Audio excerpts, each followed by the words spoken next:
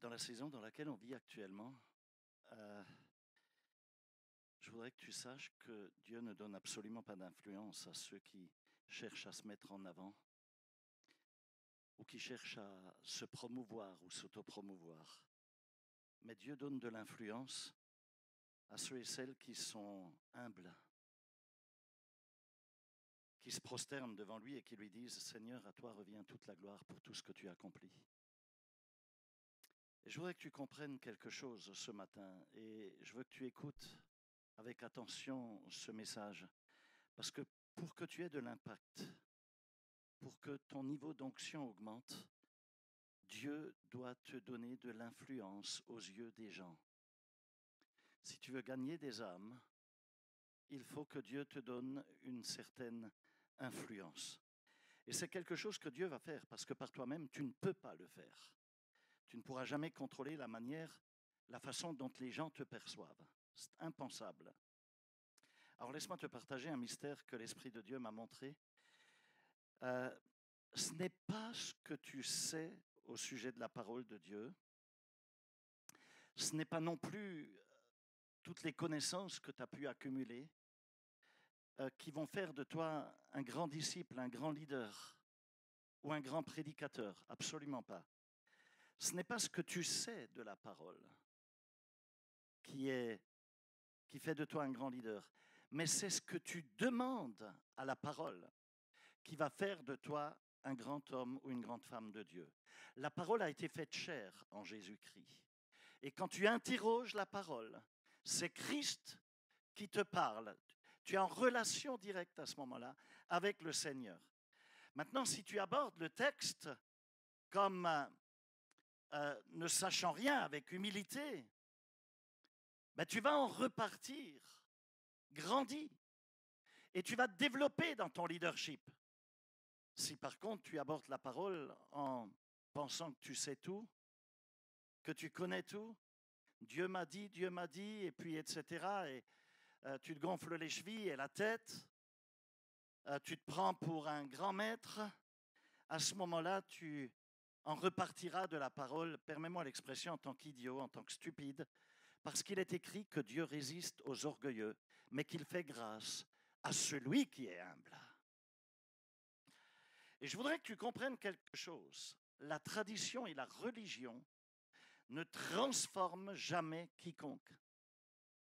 Elles ne transforment aucun cœur. La transformation, c'est quelque chose qui arrive de manière personnelle. Regarde, la Bible dit, soyez transformés par le renouvellement de votre intelligence. C'est écrit dans Romains 12 au verset 2. Et ça, c'est quelque chose de personnel, ce n'est pas communautaire. OK? Donc, tu n'obtiendras jamais de transformation au niveau de ta vie sous prétexte que tu fréquentes l'Église. Tu peux aller à l'Église, tu peux même ne jamais manquer de culte, jamais manquer de réunion de cellule, jusqu'à ce que tu sois vieux ou vieille. Mais si tu n'ouvres pas ton cœur et tu ne te laisses pas transformer au niveau du renouvellement de ton intelligence spirituelle, au niveau de ton esprit, tu n'entreras quand même pas dans le paradis. Tu seras juste une grenouille de bénitier, juste un pou religieux, juste un pharisien, mais tu n'entreras pas dans le paradis. Dans l'Épître aux Romains et au chapitre 8, il est dit que nous savons que toute chose concourt au bien de ceux qui aiment Dieu. Ouais, tu connais ce passage. Car nous savons, il est écrit, nous savons que. Et puis finalement, tout de suite derrière, il est dit que nous ne savons pas ce que nous devons demander dans nos prières. C'est intéressant, parce que cette humilité qui consiste à dire « je ne sais pas, euh, Seigneur », c'est ce qui est arrivé à Josué quand il a voulu entrer dans le pays promis et qu'il s'est retrouvé au bord du Jourdain. C'était après la mort de Moïse, quand il a conduit le peuple à aller plus loin. Et là, c'est comme Josué, il était bloqué, il ne savait pas comment diriger Israël. Il ne savait pas comment faire. Mes amis, Josué ne savait pas comment diriger. Je sais qu'il ne savait pas comment diriger parce que la première chose qu'il a faite et que la Bible nous révèle, c'est qu'il a dégainé son épée son épée contre un ange et qu'il a demandé à Dieu de quel côté il était. Tu sais, j'ai fini par comprendre une chose. Ces fameux « je ne sais pas, Seigneur », c'est une preuve d'humilité versus ceux qui pensent quelquefois tout savoir et qui se prennent pour Dieu. Mais quand l'Église dit « Seigneur, montre-nous, je ne sais pas », ça produit une Église qui se met en prière, qui cherche la face de Dieu, qui cherche la volonté de Dieu et qui cherche à ce que Dieu soit de son côté. Et si Dieu est avec toi, alors qui sera contre toi? Autre chose, si tu passes ton temps à essayer de convaincre Dieu de bénir ce que tu as prévu, ce que toi tu veux faire, ben je vais te dire, ça ne fonctionnera pas. Ça ne fonctionnera pas. Il vaut mieux et de loin venir humblement devant le Seigneur et lui dire « Seigneur, s'il te plaît, montre-moi ton plan. Donne-moi ton plan, parce que moi, je ne sais pas. Je ne sais pas comment faire ces choses-là. » Et je voudrais te parler de 3 choses aujourd'hui. Même avant de continuer, je voudrais dire quelque chose. Souvent, il arrive que des gens viennent me voir et ils me disent « Pasteur, je me suis engagé dans telle chose, je me suis mis en société avec un tel, j'ai commencé un business. Est-ce que tu voudrais prier pour que ce soit béni ?» Alors je regarde les gens, je lui dis « Pourquoi je prie pour que ce soit béni ?» Il fallait venir avant de commencer pour demander si c'était dans la volonté de Dieu. Maintenant que tu l'as déjà fait, ben débrouille-toi. Demande à Dieu. Peut-être qu'il va te bénir. L'autre jour, à Cayenne, une jeune femme vient me voir, une étudiante, et elle me dit « Pasteur, voici, je vais être à l'université à Bordeaux, j'ai fait tous mes papiers, etc. Et je voudrais que tu bénisses mon cycle universitaire. » Et je l'ai regardé et je lui ai dit « Mais pourquoi tu n'es pas venu me voir avant de prendre cette décision ?» Alors, ce que tu vas faire maintenant, si tu veux que je te bénisse dans ton cycle universitaire, c'est que tu vas annuler ces papiers et tu vas demander ou Paris ou Toulouse. C'est là qu'il y a une église et que tu vas continuer avec nous dans le Seigneur. Ben, ça va de soi. Et je lui dis, mais pourquoi tu as demandé Bordeaux? Ah, j'ai une copine sur place et il paraît que c'est sympa. Ah bon, à cause de ça, c'est très spirituel. Ah ouais, super spi. Vous comprenez ce que je dis là? Ah, pasteur, je veux que tu bénisses mon mariage. Ouais, mais tu as déjà couché avec la fille depuis combien de temps? Pourquoi tu veux que je te bénisse? Tu t'es déjà marié, tu n'as juste pas la bénédiction. Tu t'es déjà marié sans Dieu. Viens demander à Dieu avant de t'engager. Vous comprenez ces choses? Alors, je vais vous parler aujourd'hui de l'influence. C'est quelque chose d'important. Si tu veux de l'impact, il te faut de l'onction, de l'influence. Et je vais aussi te parler des obstacles et je vais essayer de te parler également des instigateurs, ou pour le dire autrement, des agitateurs, des provocateurs, des jaloux, des semeurs de troubles ou de divisions, etc., etc. OK. Alors, je vais te parler de l'influence et je vais te parler des obstacles parce que c'est un déluge, ça. C'est une pluie torrentielle, c'est un obstacle. Et donc, je vais te parler aussi rapidement des fauteurs de troubles. Dans Josué 3, au verset 7, il est dit, l'Éternel dit à Josué, « Aujourd'hui, je commencerai à t'élever aux yeux de tout Israël, afin qu'ils sachent que je serai avec toi comme j'ai été avec Moïse. » OK, on va prier.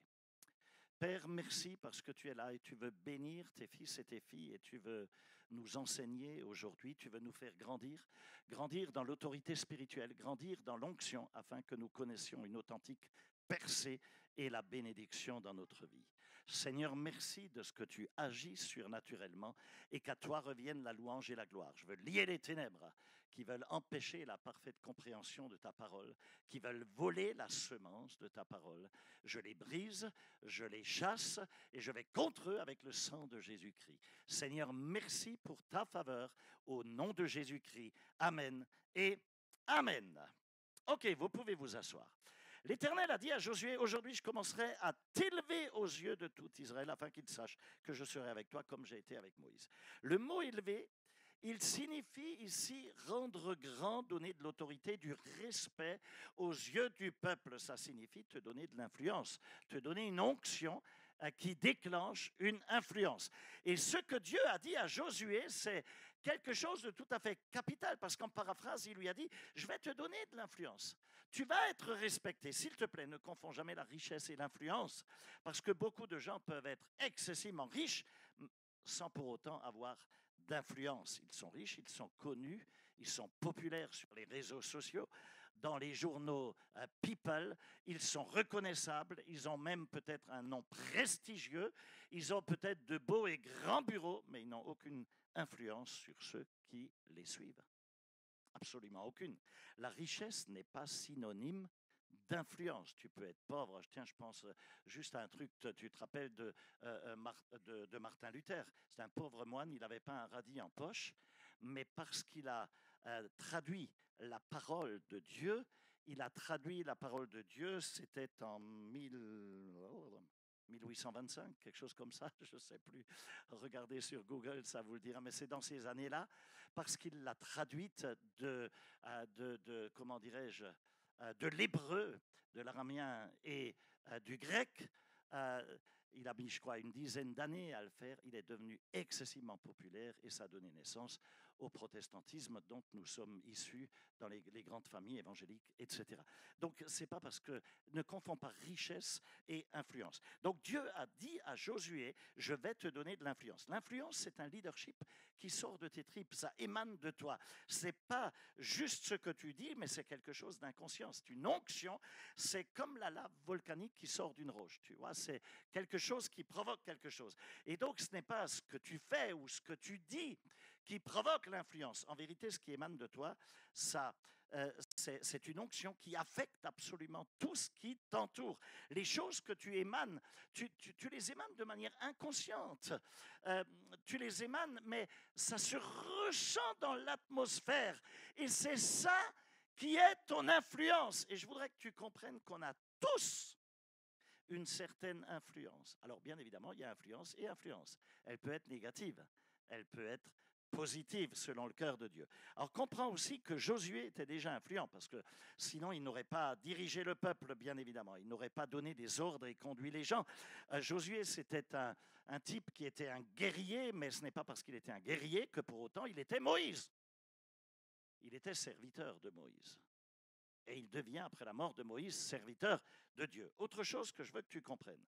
L'influence, cette onction qui libère cette influence, c'est la capacité que tu as d'impacter. C'est quelque chose de mesurable parce que ça impacte les décisions, mais pas que, ça impacte aussi le comportement et les résultats des autres. Si tu as une certaine influence, selon le cœur de Dieu, sur tes disciples, leur comportement, leurs résultats, l'impact, tu vas le mesurer, et ça va être quelque chose de tangible, de palpable. Ça va produire un fruit. Et du coup, comprends que tu as besoin d'avoir de l'influence, que tu sois simplement, comment dirais-je, un maman ou une papa, tu as besoin d'influence sur tes enfants. Parce que tu n'as pas envie que tes enfants partent en vrille et donc tu as envie qu'ils soient correctement influencés sur ton lieu de travail, au niveau de ton job, au niveau de ta position, sur ton équipe, sur tes collaborateurs, peu importe, sur tes disciples si tu as une cellule, peu importe ce qui relève de ta responsabilité, en tous les cas, tu as besoin à ce niveau-là d'avoir de l'influence, parce que c'est terrible de diriger quelque chose si tu n'as pas d'influence. Ça ne fonctionnera pas. Alors, quelle est ton influence?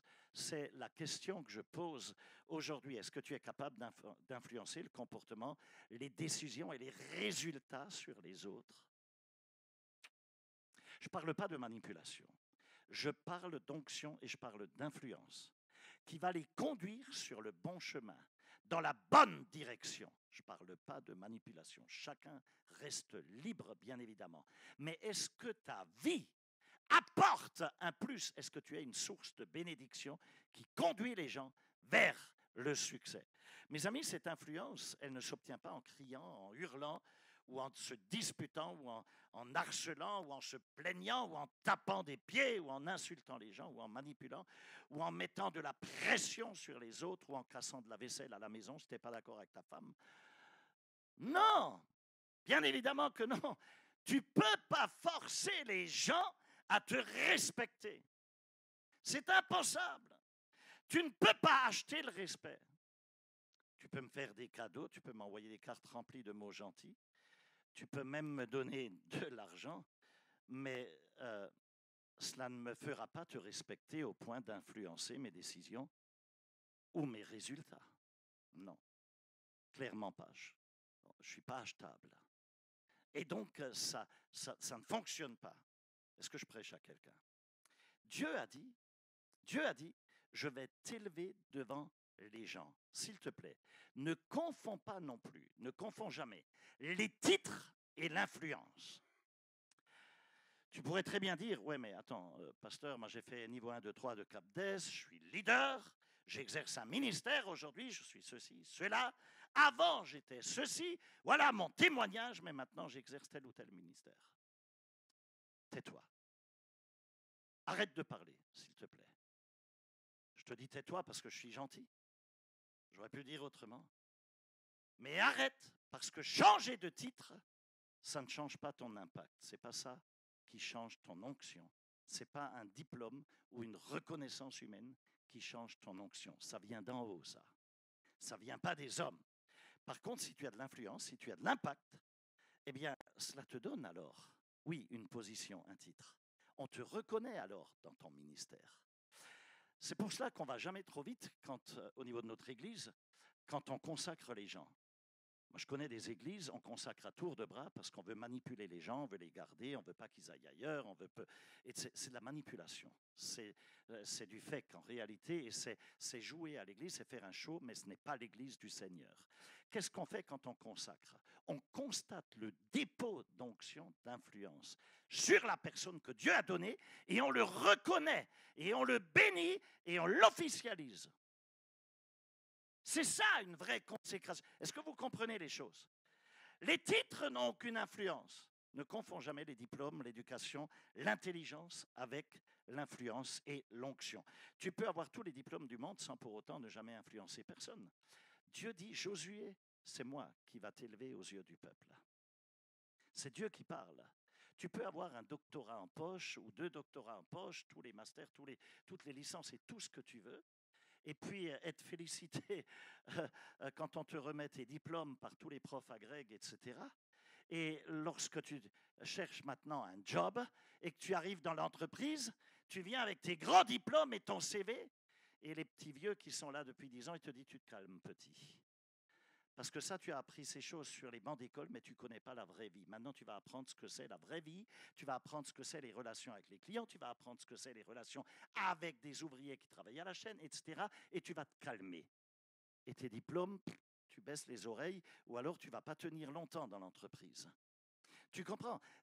L'influence, c'est autre chose. L'impact. Alors voilà la question, parce que certains d'entre vous, je vous prêche ces choses parce que Dieu m'a parlé et m'a dit, je vais élever certains d'entre vous au milieu de mon peuple ici au CCI de Paris. Il va faire une œuvre sur plusieurs. Sois attentif à la vague de l'esprit qui est en train de venir. Et si Dieu t'élève, ma question est, est-ce que toi, en retour, tu vas l'élever, lui? Est-ce que tu vas élever le nom du Seigneur? Est-ce que tu vas le magnifier? Est-ce que tu vas l'exalter? Est-ce que tu vas te joindre à moi pour rendre son nom populaire, pour sanctifier son nom? Si Dieu te donne le pouvoir d'influencer les décisions, les résultats, les objectifs des gens, est-ce qu'en retour tu vas élever? Est-ce qu'en retour tu vas exalter Dieu? Ou alors tu vas commencer à enfler des chevilles et de la tête, t'exalter toi-même, rouler la bosse, te vanter, en te disant, ouais, le pasteur a de la chance que je sois là. Comment est-ce que tu vas réagir? Pourquoi est-ce que je pose la question? Parce que tout simplement, Dieu ne donne pas d'influence à ceux qui ont le besoin de se glorifier et de s'autopromouvoir. Non, il résiste à l'orgueilleux. Tu as des gens qui servent le Seigneur et d'autres se servent du Seigneur. Il ne s'agit pas de se servir de Dieu, il s'agit de servir Dieu. Par contre, Dieu donne de l'influence, il donne une onction authentique aux personnes humbles qui se prosternent devant lui et qui lui disent « Seigneur, je te rends toute la gloire parce que par moi-même, je n'aurais pas été capable de faire ces choses. Ça ne me revient pas. C'est à toi que revient toute la gloire pour tout ce que tu as accompli. Est-ce que vous êtes là? Est-ce que vous écoutez? Est-ce qu'il y a quelqu'un ici que Dieu peut élever et qui va l'exalter en retour? Est-ce qu'il y a quelqu'un ici qui... Dieu peut t'élever. Est-ce que tu es sûr de cela? Autre chose, mes amis, je vais aller vite. Dieu permet les difficultés. Je viens dans le vif du sujet. Les oppositions pour justement augmenter ton influence, ce qui m'amène à parler des obstacles. Ah, je passe de l'influence aux obstacles. Est-ce que je peux prendre un peu plus de temps? Juste un tout petit peu, parce que je ne suis pas venu te partager un menu McDo ou KFC. Non, je suis venu avec un menu gastronomique. Foie gras, caviar, filet mignon, un bon dessert derrière, et puis on va mettre des trous normands entre. Comme ça, tu digéreras les choses. Est-ce que tu es prêt pour cela? OK. Les fortes pluies torrentielles qu'il y a eu quand Josué est arrivé au bord du Jourdain, c'était un obstacle. Et je voudrais que tu comprennes que les inondations étaient un obstacle parce que Dieu a utilisé cet obstacle, précisément ces inondations terribles, pour accroître ensuite l'influence de Josué.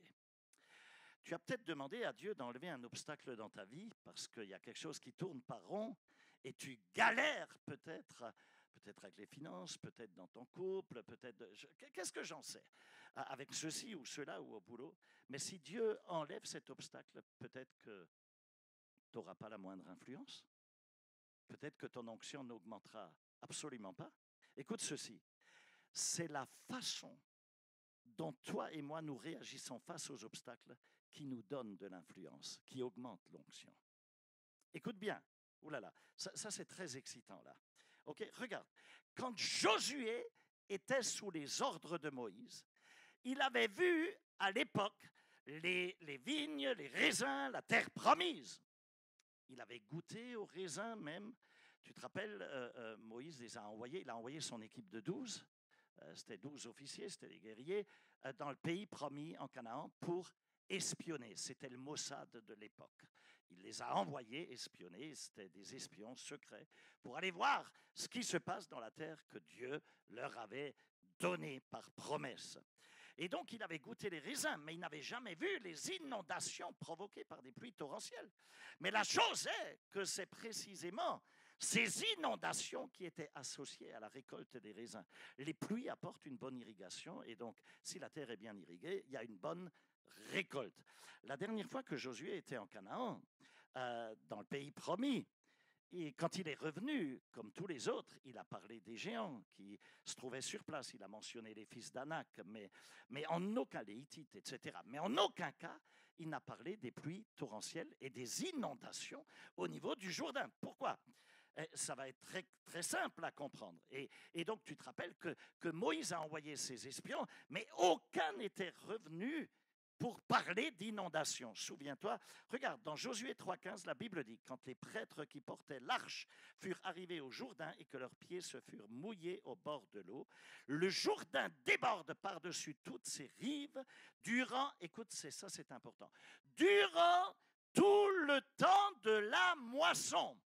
Retiens bien cela, parce que tu peux le lire vite et oublier ces tout derniers mots. Si tu n'y prêtes pas attention, c'est là le plus important. Il est donc dit que le Jourdain débordait de ses rives durant toute la période de la récolte, de la moisson. Les inondations étaient dues à quelque part, c'était la conséquence du déluge du temps de Noé. Avant le déluge, avant Noé, il n'y avait jamais eu de pluie sur la terre. Il y a eu un changement climatique, Dieu est intervenu et ces choses sont arrivées. Et après, avec régularité, durant le temps des moissons, il y a eu vraiment des pluies torrentielles comme des petits déluges, bien évidemment, qui ont inondé.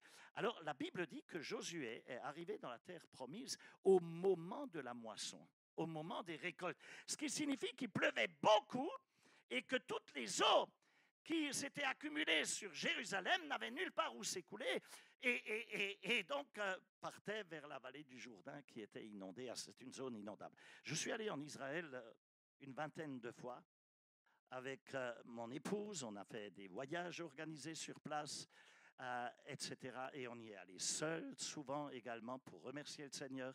Je connais Israël par cœur. On arrive à l'aéroport de Tel Aviv, on loue une voiture et on file. J'ai des points de chute sur place, je connais Israël. Et j'ai vu la mer de Galilée. Je suis allé au Jourdain déjà X fois. Mais lorsque j'y étais la première fois, j'ai été choqué quand je suis arrivé au Jourdain. Et je vais te dire pourquoi. J'ai même été déçu quand je suis arrivé sur place. Parce qu'en vérité, je m'attendais à voir un fleuve. Alors, je ne m'attendais pas à voir un fleuve amazonien comme notre rivière de Cayenne qui fait 1,3 km de large. Ok, ce sont des grands fleuves amazoniens. Mais je m'attendais au moins à voir un fleuve comme le Rhône ou le Rhin, tu vois. Un fleuve, je veux dire, quelque chose de significatif au minimum. Je pensais que ce serait au moins une rivière qu'on ne peut pas traverser comme ça. Et quand je suis arrivé au Jourdain, je me suis dit, mais attends, ça ressemble à même pas la largeur de l'estrade, là. C'est un truc, non mais je t'assure, c'est fou, c'est une petite rivière. Et j'étais choqué. Jean le Baptiste, parce que, alors, il y a, bien évidemment, si tu vas à l'embouchure, forcément, le Jourdain va être plus large. Mais là où ça s'est passé, c'est un ruisseau, c'est pas un fleuve, c'est pas. Et Jean le Baptiste avait été baptisé dans le Jourdain. Le Jourdain n'était pas plus large que cette estrade, quoi. Hein. J'étais tellement surpris parce que dans ma tête, je m'imaginais quelque chose de très grand quand je suis arrivé sur place. Mais c'était pas la crue. C'était le moment où c'était sec. Tu comprends les choses. Et en fait, oui, c'était relativement sec. Mais comme le Jourdain traverse une plaine qui est inondable, et c'est ça la chose, si tu viens à un autre moment, au temps des moissons, de la récolte, s'il te plaît, si jamais tu y vas, n'oublie pas ton maillot de bain. Parce que la rivière, à ce moment-là, elle déborde à tel point que tu ne vois plus où elle arrive. Et à un moment donné, tu n'auras peut-être pas pied. Donc, prévois le maillot de bain, s'il te plaît. Écoute, il est possible que tu traverses actuellement dans ta propre vie une saison d'inondation, des difficultés. J'entends par là des luttes, des combats dans tel ou tel domaine. Et tu te dis, mais je ne vais pas pouvoir traverser ces combats. Je ne vais pas me trouver. C'est une inondation qui est trop forte pour moi. J'y arriverai pas. Le Seigneur veut que tu entendes cette parole aujourd'hui. Parce qu'il a ordonné que ces luttes et ces combats, ces inondations qui semblent t'empêcher d'avancer, eh bien, te donnent justement, elles sont là pour te donner de l'influence, pour augmenter ton niveau d'onction. Hello, hello. Alors, si tu as des luttes et des combats, au lieu de pleurnicher comme un bébé spirituel, tu devrais grandir un peu, prendre un peu de hauteur et dire, Seigneur, qu'est-ce que tu veux me dire? Tu veux m'apprendre à le traverser et j'en sortirai avec une onction plus forte et avec de l'influence. Parce que la manière dont tu vas gérer ces inondations, ces combats, ça va déterminer l'influence que tu auras pour le restant de ta vie, surtout face à des personnes qui autour de toi sont dans le monde et qui n'ont absolument aucun repère et qui sont eux aussi confrontés à des luttes, à des combats, à des difficultés, mais qui n'ont pas le Seigneur, qui ne peuvent pas se reposer sur Dieu. En vérité, Dieu avait simulé une crise à quelque part pour prouver sa promesse. Je serai avec toi comme je l'ai été avec Moïse. Mes amis, Dieu a transformé un ruisseau en une rivière en un fleuve, pour démontrer sa puissance dans ta vie. Dans ta vie. Peut-être que ton problème était rien au départ et il est devenu gros, important, grave. Mais Dieu le fait. Mais n'oublie pas que lorsque la tempête soufflait, il a regardé la tempête. Quand il était dans le bateau, Jésus l'a menacé et elle s'est tue. Le Seigneur, sur la croix, a réprimandé le diable en versant son sang et en te donnant la marque de son sang sur ta propre vie. Et je veux que tu remercies Dieu pour les inondations que tu peux avoir dans ta vie aujourd'hui, pour les combats, pour les luttes. Allez. Parce que ces déluges-là, ces inondations-là, c'est un signe qui montre que la récolte, tu vas l'avoir, elle est juste en face du Jourdain que tu es en train de traverser. Il y a une récolte qui est en train de venir. Il y a une récolte que tu vas ramasser, le déluge. C'est un signe que Dieu est sur le point de te donner une influence, une onction qui va dépasser les rêves les plus fous que tu peux avoir. Il y a une grosse récolte qui t'attend. Parce que la manière dont tu vas gérer ces obstacles, mais ça va déterminer l'influence que tu vas exercer. OK?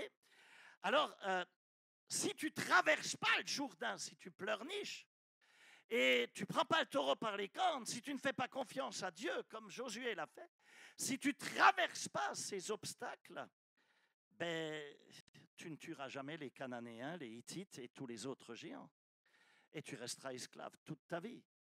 Tout ce que tu deviendras, ça dépend de la manière dont tu gères les inondations dans ta vie, c'est-à-dire les obstacles qui se présentent à toi. Au départ, c'est peut-être une petite vague. Lorsque tu l'as vue, c'était rien du tout, une flaque. Maintenant, comme tu t'en es approché, ben, tu te tiens au bord de ton Jourdain à toi et c'est devenu une inondation et tu te grattes la tête et tu te dis, mais comment je vais traverser ça? C'est trop dur, cet obstacle. Seigneur, j'ai jamais vécu une telle situation. Est-ce que je vais y arriver, etc. Josué a conduit le peuple là où il était déjà allé, comme Moïse l'avait fait. Hein. Tu ne peux pas conduire les gens autour de toi, tes disciples, dans des endroits où tu n'es jamais allé. Et c'est pour cela, arrête d'essayer de jouer au guide touristique dans un endroit que tu ne connais pas ou de te la jouer, de dire ouais, il faut faire ceci ou cela, alors que tu ne sais même pas de quoi tu parles parce que tu ne l'as pas traversé. Donc, Dieu permet ces choses pour que tu saches de quoi tu parles, justement. OK? Et oui, c'est clair. Tu sais, ça me fait toujours sourire, tu vois. Tu as des curés qui ne sont pas mariés, qui font des préparations de mariage. Je me dis, mais attends, arrête de jouer au guide touristique. Tu ne sais pas ce que c'est le mariage, mon gars. Ça n'a pas de sens. C'est stupide, c'est de la religion, c'est du fake, c'est n'importe quoi. Tu comprends ce que je veux dire? Et donc, Dieu veut te façonner, Dieu veut te former, il veut t'équiper. Josué avait conduit un peuple vers un endroit où il était déjà allé. Mais la chose est qu'il savait comment traverser le Jourdain lorsqu'il n'y avait pas de crue en période sèche. Mais maintenant, il fait face à une crue énorme. C'était les pluies torrentielles. Et tout ce qui lui reste devant ça, parce qu'il ne sait même plus où sont les rives, il ne sait même pas où mettre les pieds. Il est en danger. Et tout ce qui lui reste, c'est la promesse de Dieu. Dieu qui lui a dit, je serai avec toi, tout comme je l'ai été avec Moïse. La seule différence, c'est que à la mer Rouge, Moïse, il a pris son bâton magique, il l'a étendu, boum, les eaux se sont écartées, et cool, ils ont passé les pieds au sec. Mais quand Jésus est arrivé, il avait beau ramasser un bâton, ça ne fonctionnait pas. OK, tu es au bord du Jourdain. Hein? Josué, ouais. J'ai dit quoi? Oh, c'est la fatigue, pardonnez-moi. Quoique c'est la même racine. Hein? Tu savais que Josué et Jésus, c'est la même racine, c'est le même mot. Ça veut dire sauveur en réalité. Hein? D'accord? Et donc, quand Josué était arrivé au bord du Jourdain, les pluies torrentielles l'avaient transformé en un fleuve impressionnant. Il s'est tenu là, il s'est gratté la tête et il n'a pas bougé. Mais si tu ne bouges pas, rien ne se passera. Tu comprends ce que je veux dire? Ça ne sert à rien. Il fallait qu'il avance. Dieu lui a dit, je serai avec toi comme j'ai été avec Moïse. Mais sous-entendu, je ne ferai pas comme j'ai fait avec Moïse. Il a juste dit, je serai avec toi comme j'ai été avec lui. Mais je ne t'ai pas dit que je ferai de la même manière. Donc tu ne peux pas imiter Moïse et traverser le Jourdain. Tu dois traverser avec moi, dit Dieu. Est-ce que je prêche à quelqu'un ici? Je veux que tu bouscules ton voisin et je veux que tu lui dises, je vais traverser le Jourdain. Mon Jourdain, je vais le traverser, je suis sur le point de le traverser. Je suis sur le point de quitter mon ancienne situation de galère et je suis sur le point de quitter mon ancienne situation là qui sans arrêt me bloque et je vais entrer dans un nouveau niveau d'onction, dans une nouvelle influence et dans une récolte comme jamais je ne l'ai vécu. OK, la chose est, et ça il faut que tu le réalises, tout le monde ne pourra pas venir avec toi. Tout le monde ne traversera pas le Jourdain avec toi. Tout le monde ne te suivra pas, toi et moi. Certaines personnes, elles vont devoir rester de ce côté-là du Jourdain, qui est du côté du désert, là où il y a les nomades, là où il n'y a rien qui pousse, parce que toutes les tribus n'étaient pas capables de traverser la plaine inondable.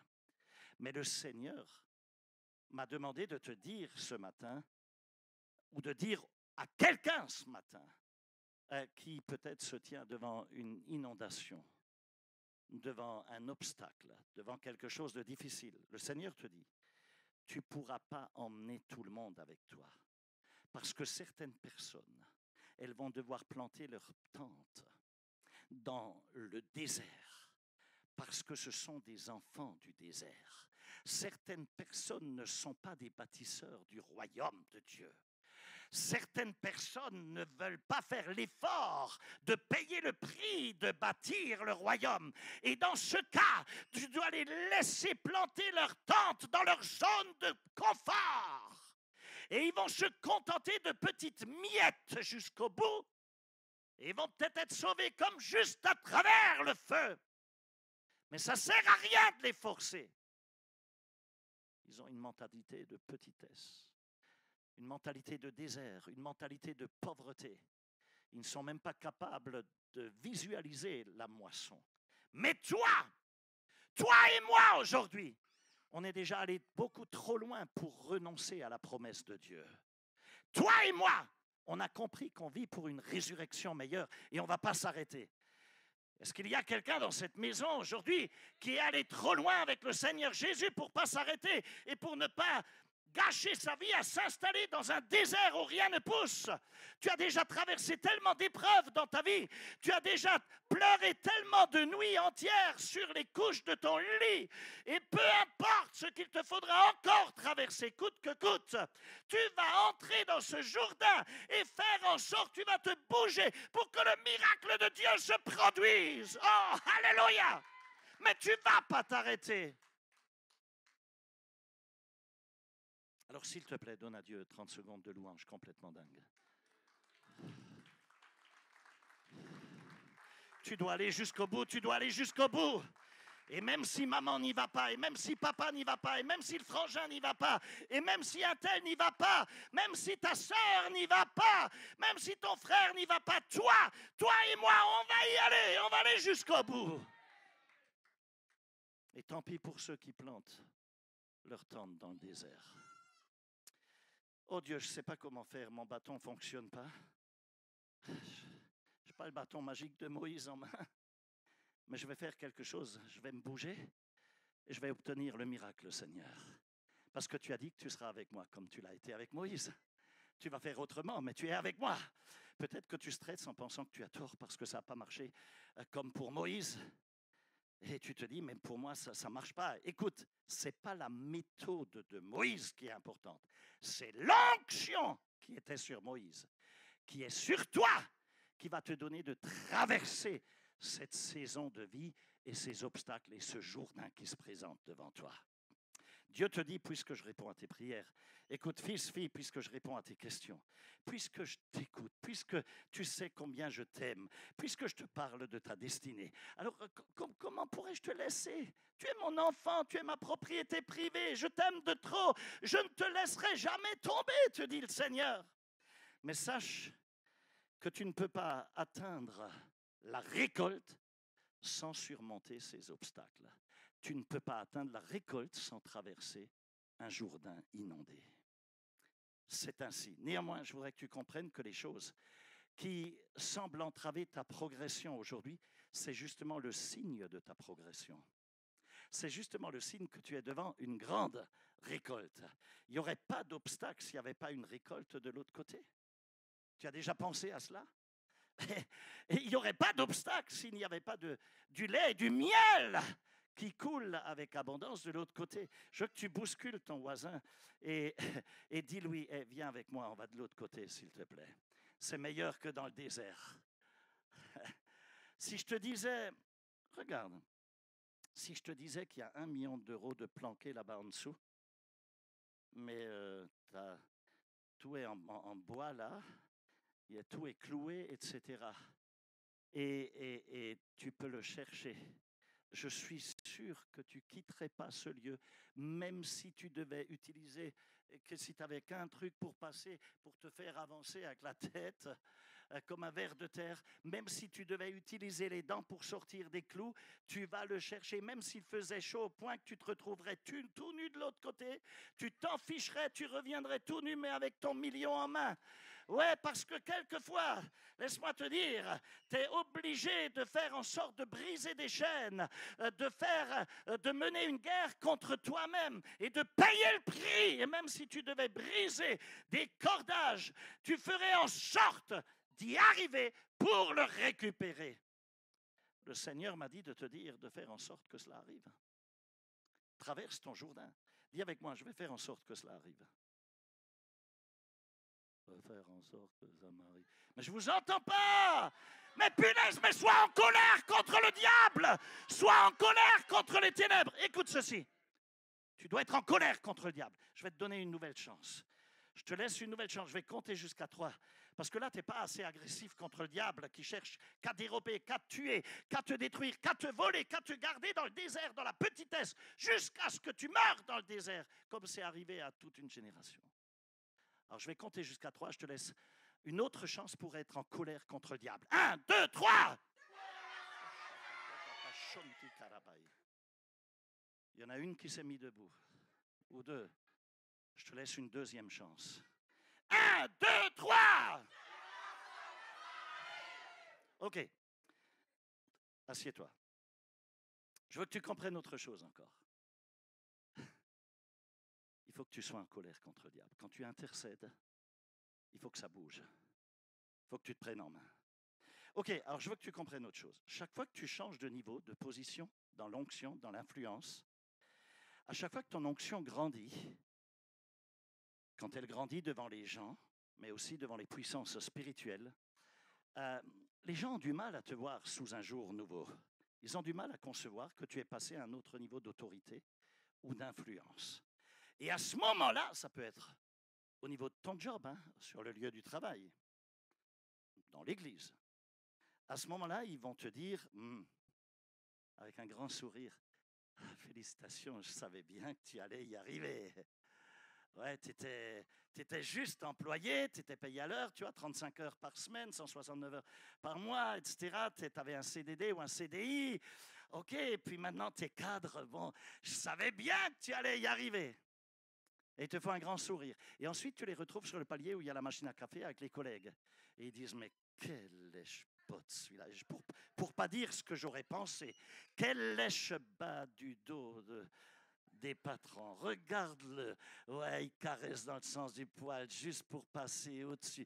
Juste pour, ouais, t'as vu? Ouais, c'est... T'as vu? C'est... Et du coup... Les anciens collègues, ils ont du mal à l'avaler. Permets-moi de te dire ceci. Chaque fois que tu traverses une période qui est une période de transition où tu passes à un autre niveau, où Dieu te propulse en avant, automatiquement, ton environnement, ceux qui t'entourent, vont être frustrés. Parce que les gens se disent, mais tu as changé. Et c'est comme si quelque chose de terrible était arrivé. Avant, ils pouvaient te taper sur l'épaule, ils étaient cool, tu étais pote et tout. Mais maintenant, tu as changé, tu leur donnes des ordres. Ouais, t'as changé. Oh là là, t'as changé. Oui, j'ai changé, oui. Parce que tout ce qui vit change, bien sûr. Tout ce qui vit change. Donc oui, je suis censé changer. Ce serait terrible. Imagine que j'aurais 40 ans et sans avoir jamais changé. Ce serait terrible pour moi d'avoir 50 piges sans avoir changé, d'avoir 55 ans et de continuer à me comporter comme un gamin de 12 ans ou de 13 ans, taper des pieds et de pleurnicher. Mais ça va, c'est une blague ou quoi? Mais bien sûr que tu dois changer. Le fait que je change, c'est aussi un signe que Dieu vit en moi, que je suis devenu le temple de son Saint-Esprit, qu'il travaille en moi, qu'il me développe et qu'il me fait grandir. Est-ce que quelqu'un peut dire amen à cela?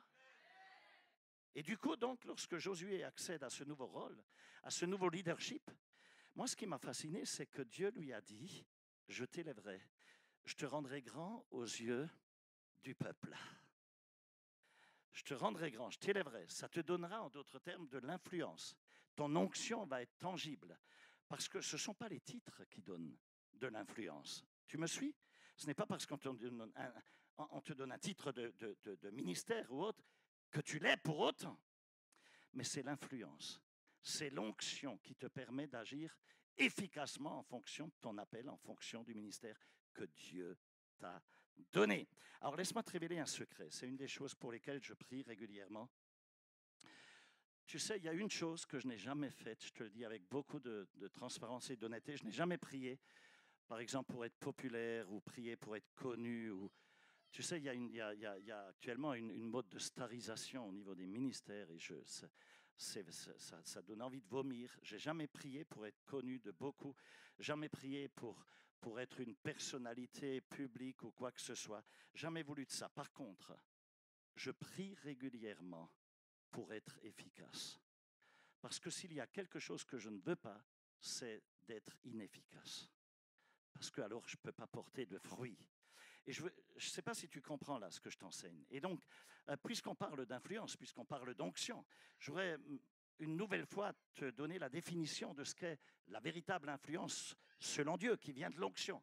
L'influence, c'est cette capacité d'avoir un effet palpable sur le développement du caractère, sur le comportement, si tu préfères, de quelqu'un, parce que le caractère engendre le comportement, ou encore sur quelque chose. Ça peut être une chose, ça peut être une personne, mais dans tous les cas, ça va produire un changement dans une vie. Ça, c'est l'influence. L'influence, c'est quelque chose que tu peux quantifier, que tu peux palper, tu peux mesurer l'impact. Quand j'étais ado, je ne sais pas pour toi, peut-être que tu as vécu les mêmes choses. Quand tu grandis, tu fais souvent, il se passe ces choses.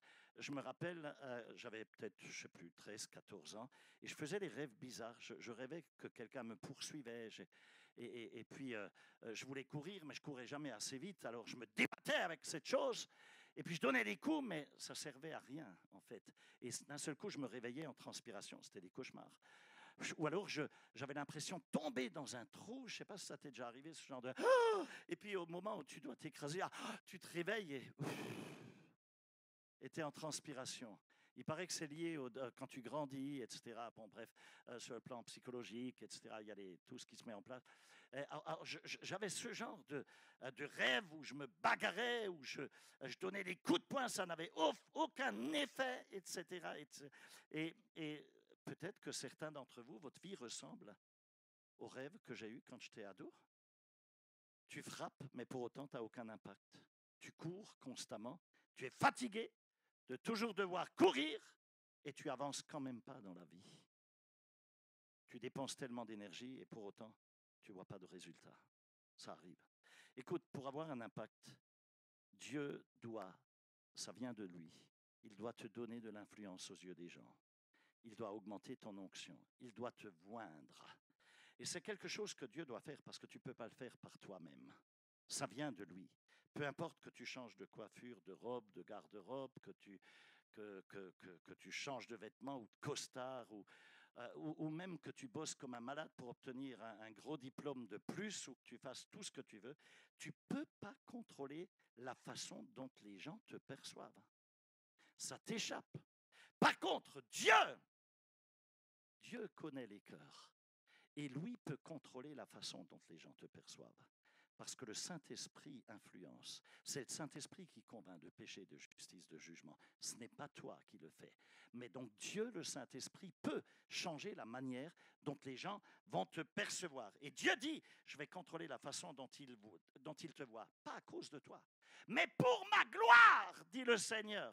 Néanmoins, je ne vais pas changer la manière dont le monde entier, les 8 milliards de personnes sur la Terre vont te voir parce qu'ils ne te connaissent même pas et certains ne te connaîtront jamais, ça ne sert à rien. Mais je vais te donner une influence proportionnelle à l'autorité que je t'ai donnée, proportionnellement au ministère auquel je t'ai appelé. Et je vais toucher ces cœurs.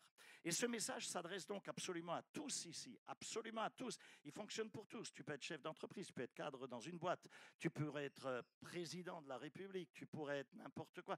Papa, maman, leader, tu exerces peu importe le ministère, pasteur, tout ce que tu veux.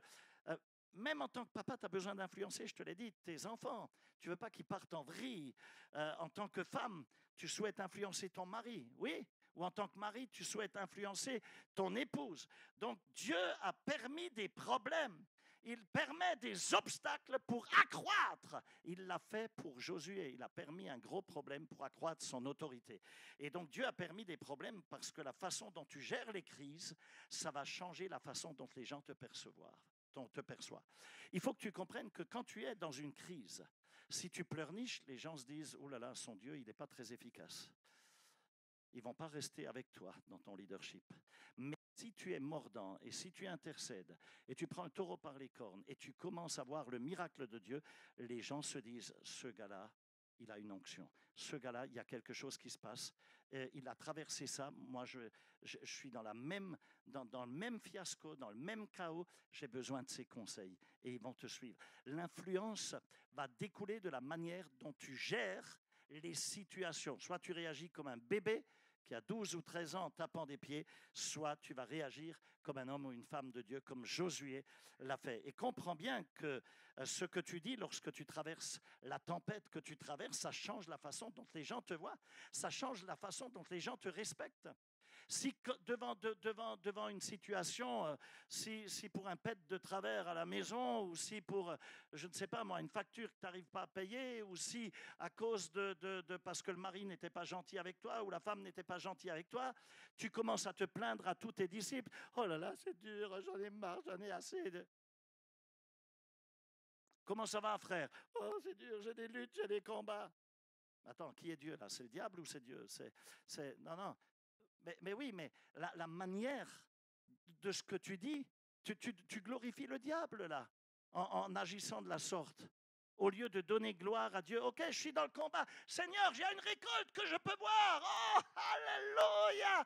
Oh, glory to God. Seigneur, je sais que les anges sont au service de ceux qui doivent hériter du salut. Tu m'as donné des anges gardiens. Ensemble, je crie à toi. Et dans le nom de Jésus, je donne des ordres à ces ténèbres. Satan, je viens contre toi avec le sang de Jésus-Christ. Tu dis pas Jésus, fais-le. Jésus a dit tout est accompli. C'est toi qui te bouges. C'est Josué qui s'est bougé. Je viens avec le sang de Jésus que j'applique. Je suis sacrificateur dans la maison de Dieu. Et tu vois le miracle arriver. Et après, tu téléphones aux disciples et tu leur dis, à la cellule, je vous raconte le miracle que j'ai vécu. Yes. Et ça change la donne. Et ton influence, elle grandit. Si tu restes fort, si tu restes dans la paix de Dieu, dans la foi, alors que tu es dans la pression, tu vas gagner en influence. OK? Ouh là là. Il me reste quoi? Il me reste presque rien. OK, je vais entrer dans le vif du sujet parce que là, c'est juste l'introduction. Donc, tu vas comprendre pourquoi Paul, l'apôtre, a prié dans l'Épître aux Éphésiens pour que les yeux de notre entendement soient éclairés et que nous puissions savoir afin de parvenir à la connaissance. Ok, tu dois savoir. Il ne faut pas que les autres sachent. Il faut que tu saches quel est ton appel, ce que Dieu t'appelle à accomplir. Donc, pour que j'ai de l'influence, ça commence chez moi. Ça commence là. Je ne peux pas convaincre les gens à l'extérieur de croire en quelque chose à mon sujet que moi-même je ne crois pas. Si je n'ai pas moi-même cette foi, si je gémis constamment, ils ne vont pas croire non plus. OK? OK? Allez, je coupe dans le message, tant pis. Mais laisse-moi te dire quelque chose. Je vais aller vers la fin parce que je ne veux pas déborder sur le timing. Dieu a dit, je serai avec toi comme je l'ai été avec Moïse. Fortifie-toi et prends courage. Dieu voulait que Josué sache qui il était avant même de faire quoi que ce soit publiquement. Et ensuite seulement, Dieu a gonflé le Jourdain, il a amené une crue terrible où ça a débordé, tout était inondé, n'est-ce pas? Et comme pour dire, je confirme maintenant aux yeux de tous ce que j'ai semé en toi, Josué. Et tous sauront que je suis avec toi. Je te pose une question. Est-ce que tu es convaincu? Est-ce que tu crois ce que je t'enseigne là cet après-midi? Est-ce que tu crois que c'est pour toi? Tu le crois? Parce que si tu n'es pas convaincu, l'ennemi a déjà gagné une manche. Il faut que tu croies que Dieu te parle. Il faut que tu croies que tu vas traverser ton Jourdain. Paul a prié afin que vous sachiez quelle est l'infinie grandeur de sa puissance envers nous qui croyons. Il n'a pas dit qu'on espère, mais il a dit pour que vous sachiez, pour que tu dois savoir. OK? Alors voilà la vérité. Et je vais conclure là-dessus. Lorsque Dieu augmente ton influence et ton niveau d'onction, il augmente automatiquement aussi, ça ne va pas te plaire, mais c'est comme ça que ça marche, automatiquement il augmente aussi la pression. Quand Josué a grandi, il a dû affronter plus d'ennemis, les Hittites, les Cananéens, les Jébusiens et tous les autres géants. Pourquoi? Parce qu'il est monté en niveau. Son onction a augmenté. Et du coup, son influence aussi augmenté. Quand Jésus est sorti du désert après 40 jours de jeûne, Il a été confronté par qui? Pas par un petit démon, mais par le diable lui-même. Parce que sa position de Seigneur, eh bien, elle était mise sous pression par une autre position qui était celle du Seigneur des ténèbres. Tu comprends? Et plus tu augmentes, et plus la pression devient forte. Mais écoute bien, Dieu nous promet, et ça doit te réjouir, tu devrais sauter comme un kangourou. Dans Ésaïe 54 au verset 17, Dieu a dit, aucune arme forgée contre toi ne réussira. Aucune arme forgée contre toi ne tiendra. Elle dégagera. Qu'est-ce qui se passe? Il y a quelque chose qui se passe, non? Pourquoi tout le monde bouge là? Est-ce que je parle à quelqu'un ce matin? OK. Alors, si tu es sur le point de franchir un nouveau seuil, ben, automatiquement, ce n'est pas étonnant que tu vois des défis se multiplier devant toi. Tu regardes autour de toi, c'était qu'un petit ruisseau et maintenant c'est devenu un fleuve, ben parce que tu entres dans un autre niveau d'influence. C'est normal. OK? Et donc, il faut que tu te prépares. Là, je vais te dire une vérité, tu devrais le noter. L'influence, l'onction, c'est la monnaie du royaume de Dieu. L'influence et l'onction, c'est la monnaie du royaume de Dieu. Tu ne peux pas avoir un impact sans onction, sans influence. OK? D'accord? Je termine. Je voudrais juste encore dire ceci. Dans Luc 2, au verset 52, Jésus grandissait en sagesse, en stature et en grâce devant Dieu et devant les hommes. Tu vois, ce n'est pas l'un ou l'autre. Ce n'est pas soit Dieu, soit les gens. Non, c'est les deux. Dieu veut que ta grâce qui repose sur toi, ton onction, ton influence, soit visible dans le ciel et sur la terre.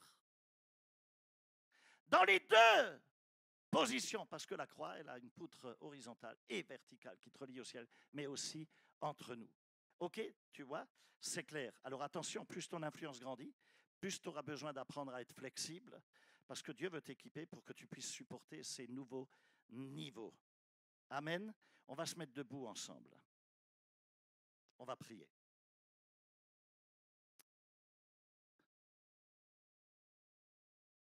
On va prier. On va poser une main sur notre cœur. Ouais, la louange peut se mettre en place. Mets une main vers le ciel. Et dis avec moi, Seigneur, rends-moi influent pour ta gloire. Oh Seigneur notre Dieu, je viens devant toi ce matin avec humilité. Tu connais mon cœur, tu connais mes intentions. Et je reconnais aujourd'hui que je ne sais pas. Je ne sais pas comment faire, Seigneur. Je ne sais pas comment diriger, tout comme Josué ne savait pas. Je ne sais pas comment traverser ce Jourdain qui se présente à moi. Ces obstacles, ces luttes, ces problématiques actuelles. Seigneur, je ne sais pas comment traverser. Mais je crois que tu es fidèle pour me guider comme tu l'as promis. Et comme tu l'as été avec Moïse. Et comme tu l'as été avec Josué. Tu l'es également avec moi. Seigneur, dis-le lui, je ne cherche pas à être vu. Je ne cherche pas à être acclamé. Je ne veux pas me construire une image. Mais je veux être porteur d'une authentique onction. Je ne cherche pas à être connu sur les réseaux sociaux. Mais je veux être connu dans le ciel. Je ne cherche pas à m'élever, mais à t'élever toi. Je ne veux pas que mon nom soit gravé sur les murs, mais je veux que ton nom soit glorifié à travers ma vie, à travers l'exemple de ma vie. Je ne cherche pas l'influence pour dominer, mais pour servir, pour aimer, pour apporter de la transformation. Et Seigneur, je viens à toi comme un enfant, non pas avec des certitudes, mais avec des « je ne sais pas, Seigneur ». Mais mes « je ne sais pas » sont remplis de foi. Je ne sais pas, mais toi tu sais, Seigneur. Je ne comprends pas tout, mais je m'abandonne entre tes mains. Dis-le lui. Seigneur, donne-nous ton plan, s'il te plaît. Ne bénis pas ce qu'on a décidé sans toi, mais implémente en nous ton plan, ton dessein, même si cela nous coûte notre zone de confort. même si on doit quitter la tente dans le désert. Et si l'inondation est là, si le fleuve déborde, si les obstacles se dressent, alors, Seigneur, donne-nous le courage de traverser. Et même quand notre méthode ne marche pas, même quand le bâton de Moïse ne fonctionne plus, apprends-nous à marcher dans une nouvelle obéissance. Non, Seigneur, sans imiter les Moïse d'hier, mais en marchant dans une foi d'aujourd'hui. Seigneur, rends-nous influents et que ce soit pour ta seule gloire. Fais de nous des hommes et des femmes qui portent ton autorité. Non pas celles qui viennent des titres, mais celles qui viennent de l'onction, d'un feu qui brûle dans nos tripes, du feu des vierges sages. Donne-nous, Seigneur, de ne jamais être une vierge folle. Brise en nous l'orgueil, brise en nous notre désir de contrôle et de manipulation. Brise ce besoin d'être approuvé par les autres, par les hommes. Et construis en nous, Seigneur, une identité stable, fondée dans ton amour, enracinée dans l'appel que tu as placé sur notre vie. Seigneur, voici ma prière. Je ne veux pas être populaire, mais je veux être efficace. Je ne veux pas être suivi, mais je veux être conduit par ton esprit pour que les gens me suivent et qu'ils te suivent, toi. Je ne veux pas une image, mais je veux ta présence, Seigneur. Je ne veux pas impressionner, je veux impacter. Je ne veux pas l'influence des réseaux, mais je veux l'influence du royaume surnaturel de Dieu qui provoque des signes, des miracles et des prodiges. Alors, Père, au nom de Jésus, fais de nous ce matin, de chacun ici, un vase d'influence. S'il te plaît, verse ton vin nouveau. Oh, dans notre cœur, dans notre vie. Et donne-nous la sagesse, la stature, la grâce, comme tu l'as fait pour Jésus, pour que nous grandissions non seulement devant toi, mais aussi devant les hommes. Et maintenant, Seigneur, nous te disons tous ensemble, à toi seul revienne toute la gloire.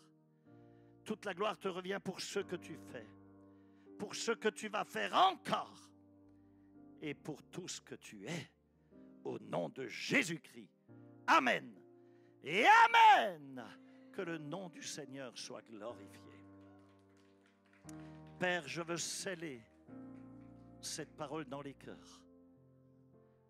Je proclame que le sang de Jésus-Christ est appliqué sur les cœurs et que cette parole est scellée, que le diable ne pourra pas y toucher. Seigneur, tes fils, tes filles, tu m'as dit que tu veux enlever plusieurs et tu vas donner à tous d'apprendre à traverser leur propre Jourdain pour devenir des hommes d'influence, des femmes d'influence, des hommes et des femmes d'onction, des hommes et des femmes authentiquement de Dieu. Que le Seigneur vous bénisse, je vous aime. Amen et amen. On n'a plus le temps de faire une onction, peut-être dimanche prochain, on va vous joindre, mais ça aurait été bien qu'on ait un temps d'onction, mais là, on ne pourra pas aujourd'hui, mais viens dimanche prochain et emmène quelqu'un avec toi. S'il te plaît, emmène quelqu'un avec toi. Que le Seigneur te bénisse.